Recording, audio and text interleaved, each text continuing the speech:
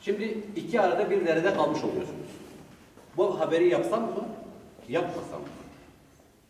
Ama gazetecilik, gerçek anlamda gazeteci olan insan öyle veya böyle haberini yapar.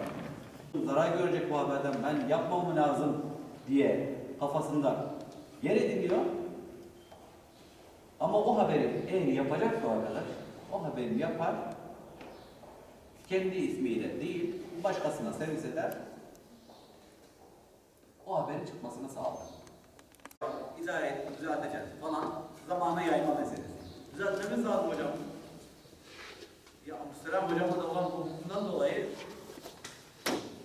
haberin bir türlü, olay bir türlü düzenlemesine bir katkı olamıyor. Haberi yapmam lazım, Abdüsselam hocam benimle arası açılacak dolayısıyla. Ne yapmam lazım? Haberi yapıyor.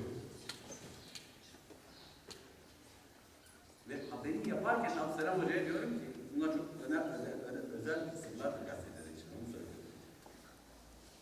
Abdüsselam hocam bak falan gazeteci, ismini vermek istemiyor bir gazeteci arkadaş, aynı olayla ilgileniyor, haberin olur.